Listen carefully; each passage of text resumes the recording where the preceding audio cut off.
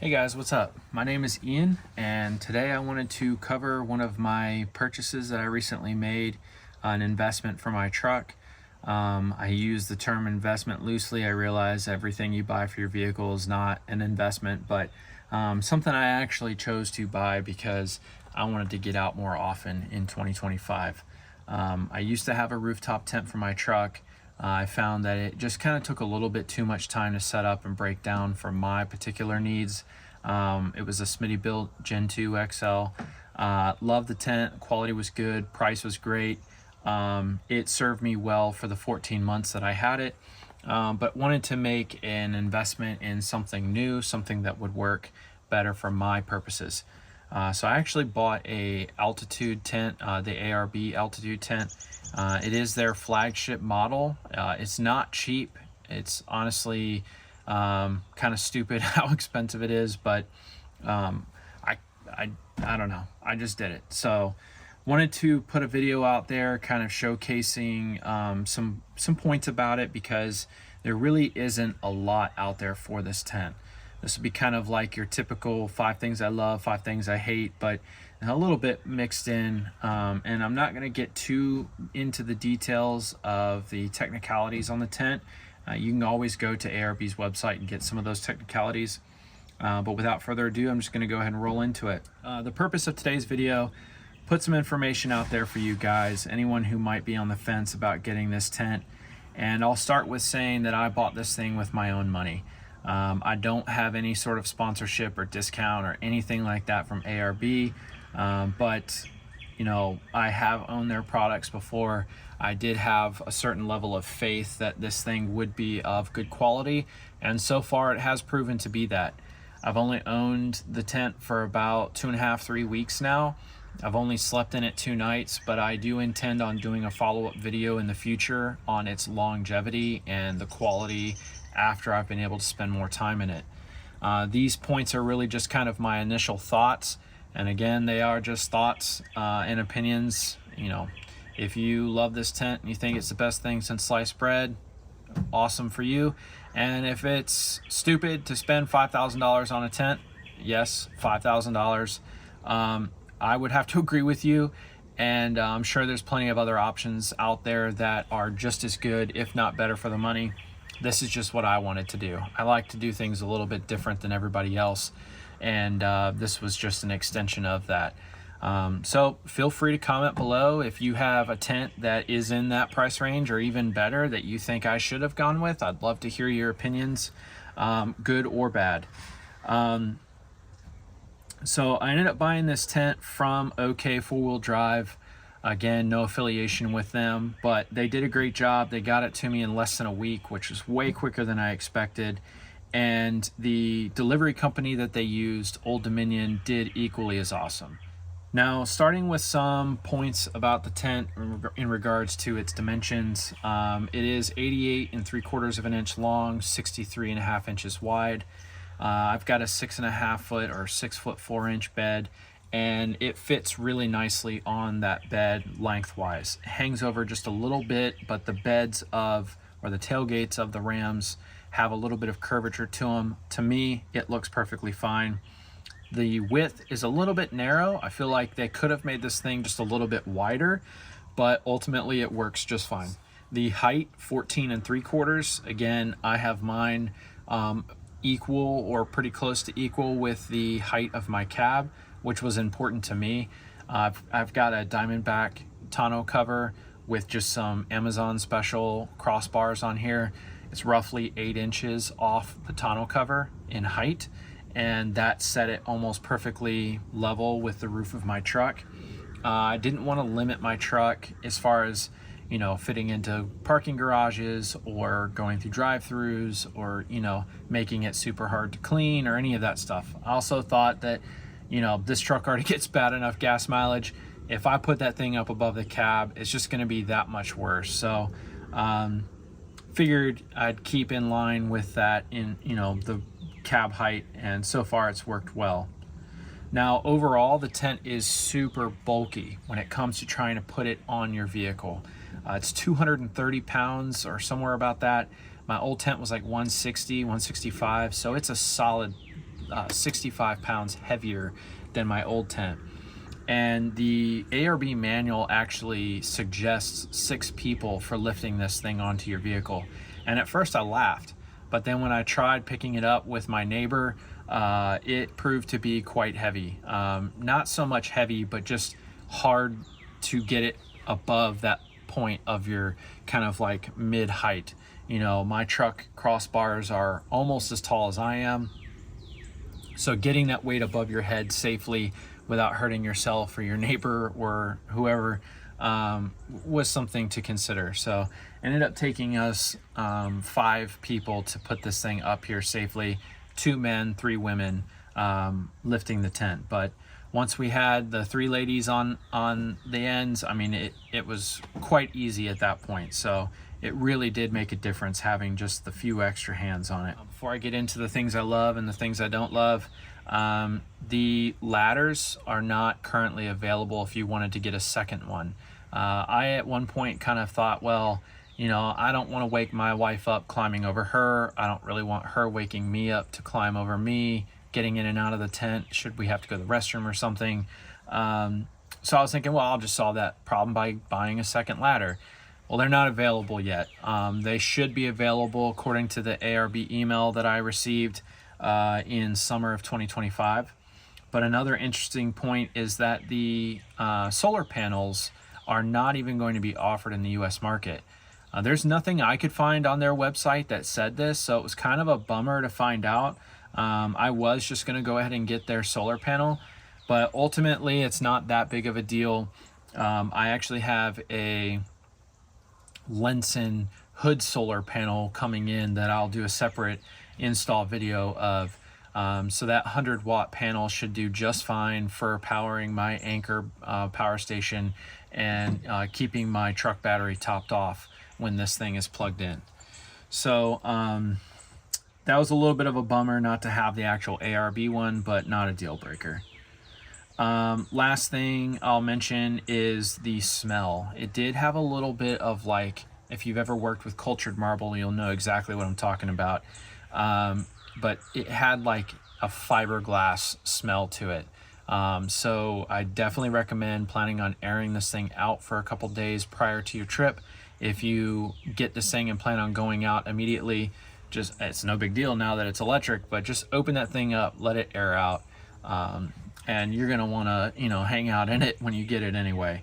So not a big deal. Okay, so things that I love. One of the main reasons, again, that I picked this tent was speed of setup and breakdown. I love the fact that all I have to do is unlock 2 latches, press the power button, and there it goes. Of course, I do have to hook up power. At some point, I'm going to probably run permanent power hooked up to my aux beam switch panel, and then that way I just hit a button, come outside, unlock it, hit another button, and it's going. And that I really do love.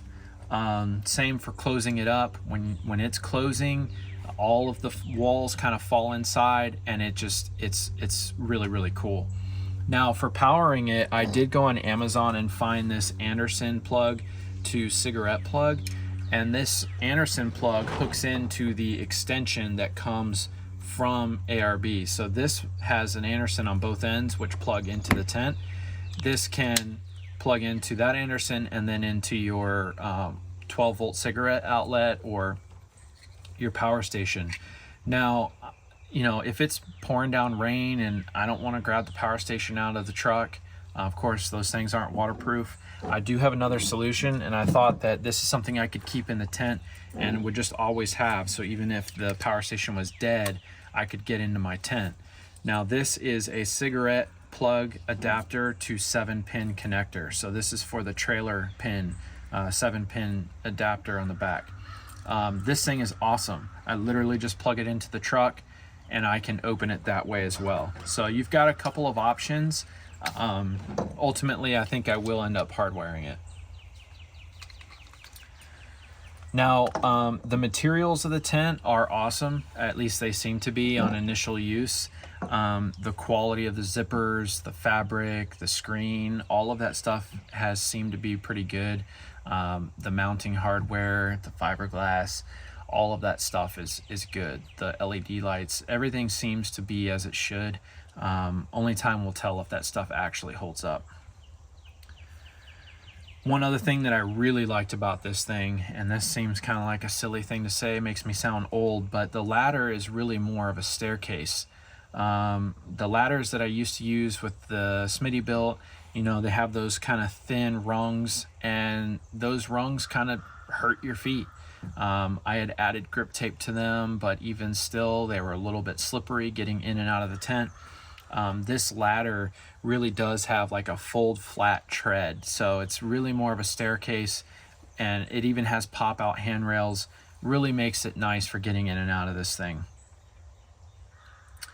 Less importantly, but still important to me, was the appearance. I kind of take pride in the overall look of my truck. I kind of want it to look factory. I think this tent fits the bill. I mean, perfectly. It matches the gray of my truck almost identical, and honestly, I just think it looks so freaking good. When you're inside the tent, you close the windows, it's almost completely blacked out, which is nice. But when you unzip them, I mean, you have a 360-degree panoramic view, and it's just, I love it. It's just so cool. Sitting up there, you got lots of airflow. Of course, it does have the built-in fan, which is another great feature. The tent does have amber and white lights built in. Not a huge deal. You know, LEDs are cheap and easy to install nowadays, but it is kind of cool that it comes with it. They are built into the handles that the ladder attaches to, and you have a strip on the inside as well. Just one button press switches it from amber to white, and then you can also dim the lights on the inside. The lights on the outside are just on or off, but you can still switch them from amber to white. And then some people that I've seen videos on have said that the storage for the ladder is a little bit gimmicky. I guess that, you know, they preferred being able to just stick the ladder in the actual bed area, but I kind of like the ladder storage. It's a nice place to keep the ladder, keeps your interior clean, and then it also has enough room on the two sides just at the back where I've been able to put hammocks for my wife and I, and then also I store the whole cable bundle in there, which is pretty cool. So I know it's always there. I don't have to worry about accidentally taking it out and then getting to camp and realizing, oh crap, I don't have my wire to operate my tent. Now moving on to some things I'm not too crazy about. Of course, when you spend this much money, you kind of expect things to be perfect or near perfect. I knew there was going to be some downfalls, and sure enough, I've found a few. And starting with the mattress, like any tent or rooftop tent, the mattress just leaves something to be desired. It's only 2.7 inches thick from the factory, and that's just not quite thick enough for a guy who's 220 pounds. I mean, it was comfortable for the first few minutes, but the first 2 nights that I spent in it, I found that my hip was actually like bruised feeling. So I actually added 2 inches of foam mattress underneath the factory mattress. So I'm right at 4.7 inches of foam, and I have yet to actually sleep on it like that yet, but I'm pretty confident that it's going to do the trick. I would have actually gone thicker, like a 3 or 4 inch edition, but I found with a 3-inch mattress, so 5.7 inches, actually prevented the lid from closing fully. When the shell would come down, it would stop about an inch shy of where it needed to stop. So 2 inches is pretty much the maximum you're going to be able to fit in addition to the factory mattress. Another thing I thought was a little quirky is the lights. Believe it or not, when I attach my ladder, if when I'm attaching that ladder it kind of dinks the handle of the tent, it actually will change the light from amber to white, and then sometimes from white to off. So I thought that was kind of weird. I don't know if that's a faulty switch or what's going on there, but something to note.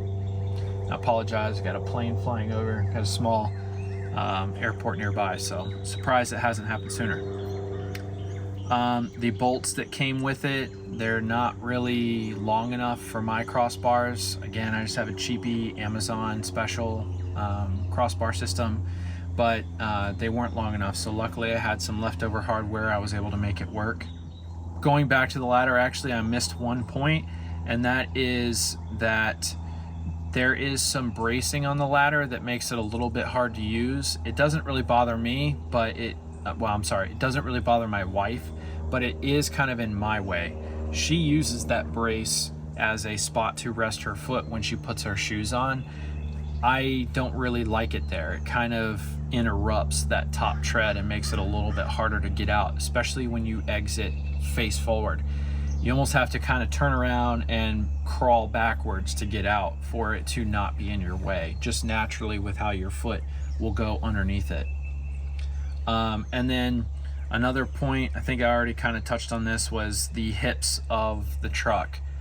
So that ladder, having its treads fold out the way that it does, can make contact with the side of your vehicle if your vehicle has hips to it, or if your vehicle's a lot wider at the bottom than it is at the top, like mine is. If you drive a box, then you're probably going to be fine. Unfortunately, that wasn't really the case for me.